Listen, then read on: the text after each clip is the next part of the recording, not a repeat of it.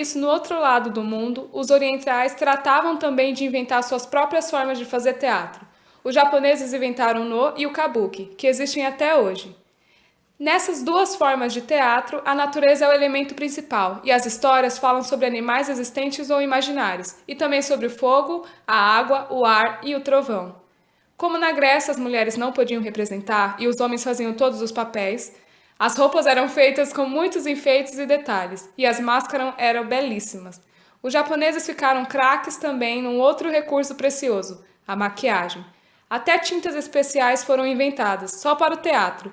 Era também muito comum que os atores se dedicassem a fazer um só personagem, estudando e se aperfeiçoando durante a vida inteira.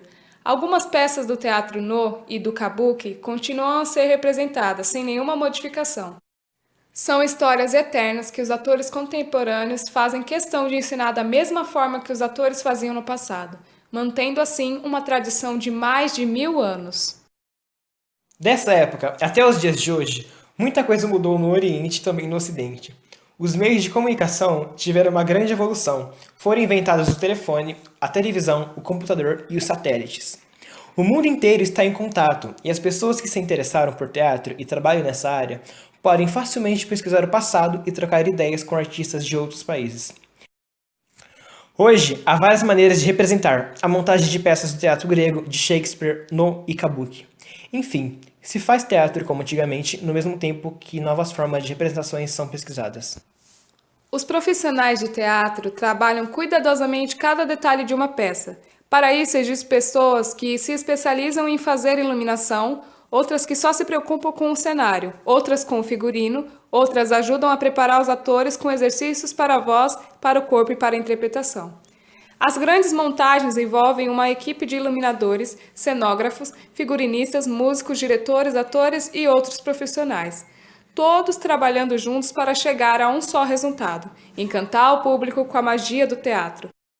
Essa magia também acontece em algumas divertidas formas de teatro do passado, que são recriadas hoje: o teatro de sombras, o teatro de bonecos, o teatro de rua.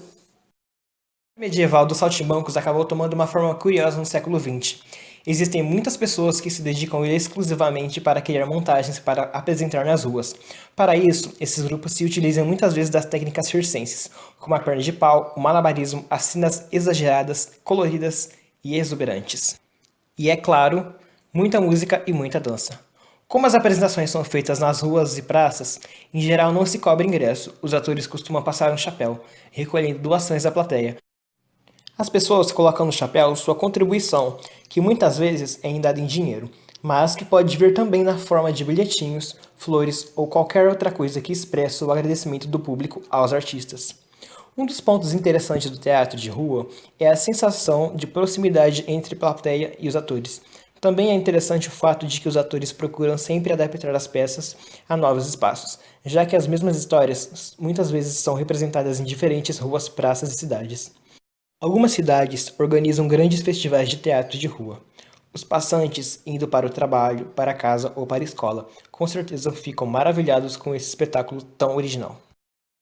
O teatro de bonecos também encanta muitas pessoas. Técnicas e materiais tão divertidos como o pano, a espuma, a madeira e o isopor são usados na confecção dos bonecos.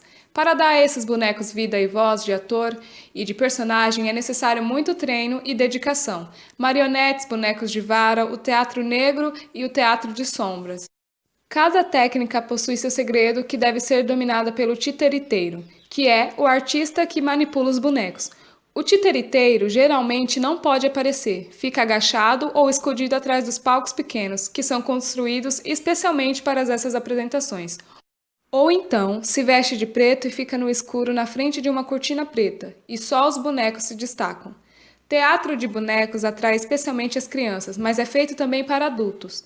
Em vários países do mundo existem tradições riquíssimas de teatro de bonecos, como o Bunraku, do Japão, o teatro de sombras da Turquia, China e Tailândia, os bonecos de vara de Java e muitos outros pelo mundo afora. Muitas vezes as tradições e técnicas de construção e manipulação de boneco são passadas de geração para geração, na mesma família. Existem verdadeiros teatros construídos para as apresentações de teatro de bonecos. Alguns são belíssimos e muito bem decorados por dentro e por fora. Outros são pequenos, com cadeiras também pequenininhas na plateia especiais para o público infantil.